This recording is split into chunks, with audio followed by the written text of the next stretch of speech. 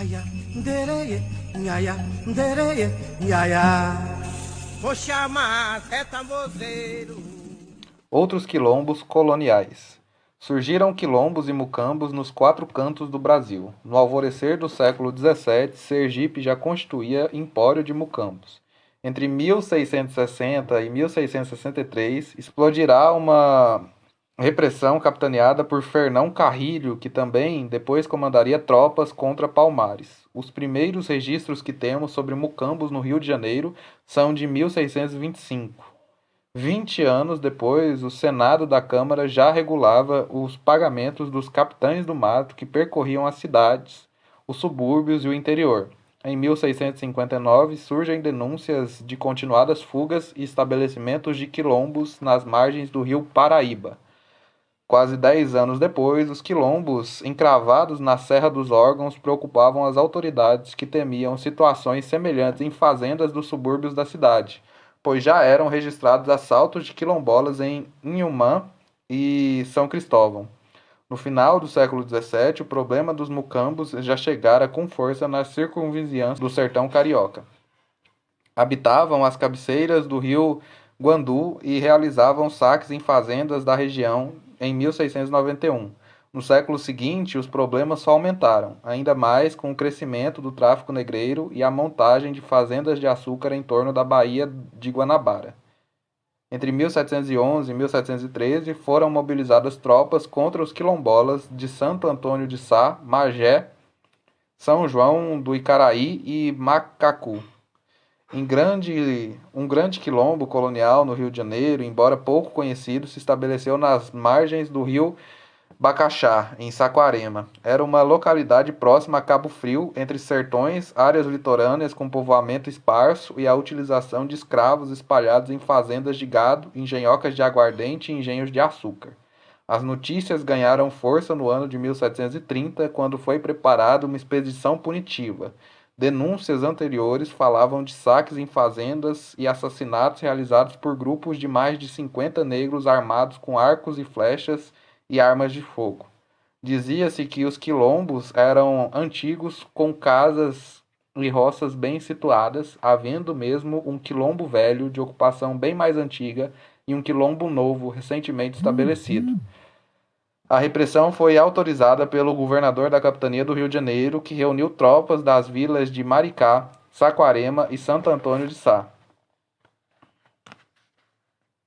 Também no século XVIII, muito se falava do quilombo do Curucango, que se localizava no interior da capitania, na região de Macaé. Ele se tornou famoso por sua liderança, um africano de Moçambique conhecido como Curucango. Segundo denúncias e depois os cronistas, viviam ali cerca de 200 habitantes com muitas roças de milho e feijão. Ao que se sabe, esse quilombo só acabou destruído em 1831, sendo seu líder enforcado. Nas regiões de Macaco, Paraty e Caraí, vários outros quilombos foram denunciados na segunda metade do 18, com expedições para destruí-los sendo enviadas em 1759, 61 e 63. Bem próximo a Niterói, junto ao engenho de Santo Antônio da Fonseca, que séculos depois deu nome ao bairro atual de Fonseca, quilombolas circulavam em Titioca, Cubango e Pendotiba. Do outro lado, bem ao norte da capitania do Rio de Janeiro, na região de Campos dos Goitacazes, não foi diferente. Região com grandes fazendas de gado desde o século XVII, logo se transformou com a economia emergente do açúcar na segunda metade do século XVIII, sendo abarrotada de africanos trazidos pelo tráfico atlântico. Em 1769 foi preparada uma grande expedição e, em 92, igual movimento se repetiu com a reunião de tropas com centenas de soldados para cercar os quilombos e capturar os quilombolas que resistiam nos sertões daquela região. Na capitania de São Paulo, parte da qual desmembrada as regiões de mineração para a criação da capitania das Minas Gerais, há notícias de quilombos desde o final do século XVII.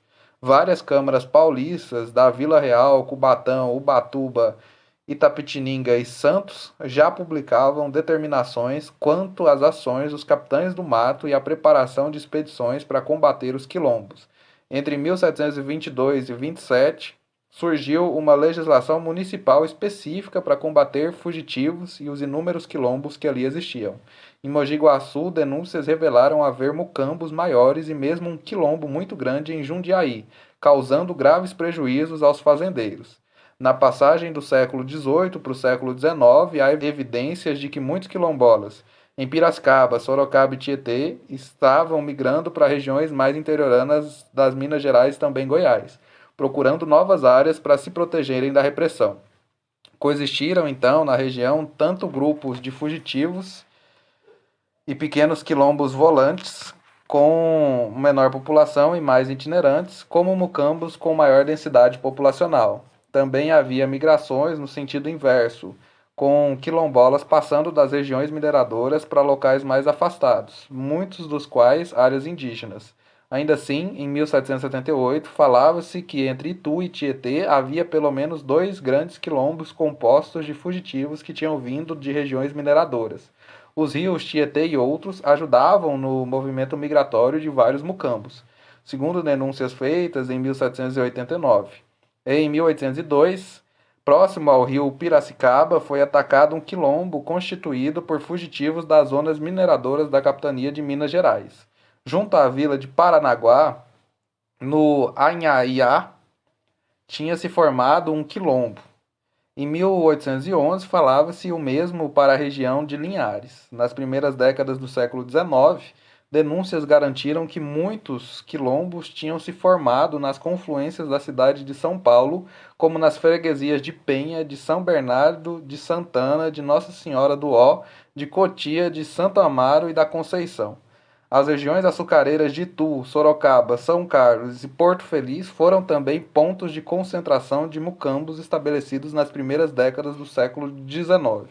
As capitanias de Minas Gerais e Bahia foram as regiões coloniais com maior número de quilombos mucambos de que se tem notícia, em parte devido às características como áreas de plantation açucareira e economia mineradora, fomentada pela entrada de milhares e milhares de africanos escravizados via o tráfico atlântico.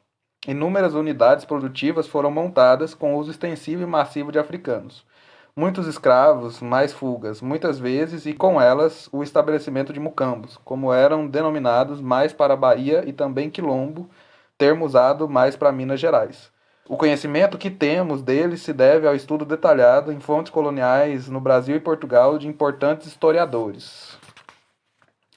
Em relação aos quilombos de Minas Gerais, o historiador e arqueólogo Carlos Magno Guimarães identificou mais de 160 quilombos, entre 1701 e 1798, tanto em áreas de mineração, garimpo, vilas e cidades, como nas fronteiras de ocupação.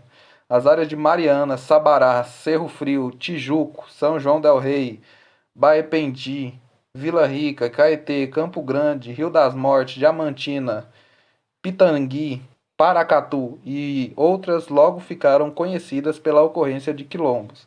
Existiram aqueles situados próximos às vilas mais povoadas, como um no Tijuco, atacado em 1735, e outro na Vila de Mariana, destruída em 1777. De qualquer modo, era nas áreas de fronteira aberta para onde partiam as expedições de bandeiras à procura de ouro e também visando capturar indígenas para serem escravizados, que os quilombolas buscavam refúgio e proteção. Houve episódios de quilombos descobertos acidentalmente por expedições que desbravavam várias regiões tentando localizar ouro. Foram os casos do quilombo da Casa da Casca, no início do século XVII, do quilombo Araçuaí, 1745, e do quilombo Pitangui, 1766. Ou de um quilombo entre as cabeceiras dos rios Indaiá e Abaeté, 1768. Em Minas Gerais, a região de Campo Grande logo se notabilizou pelo estabelecimento de grandes quilombos, entre os quais o Ambrósio, considerado depois de Palmares um dos maiores quilombos do Brasil em termos de estrutura, população e economia. As primeiras notícias datam da década de 1740. O quilombo Ambrósio, também chamado de Quilombo Grande, foi atacado sistematicamente na segunda metade da década de 1750, com destaque para a repressão de 59. Uma grande expedição realizada em 67, sob a chefia do mestre de campo Inácio Correia de Pamplona, não só redescobriu o Quilombo do Ambrósio, como outros tantos localizados nos sertões de Campo Grande, de Caetê e de Paracatu, áreas contíguas, assim como as expedições que procuravam ouro e tentavam apresar índios, localizavam quilombos. As tropas que entravam no interior com o objetivo de destruir quilombos também achavam pequenas localidades habitadas por garimpeiros, entre eles escravos fugidos, homens livres pobres. Nessas ocasiões, vilas e arraiais acabavam sendo fundados, legitimando, em termos coloniais, frentes de ocupação em várias direções.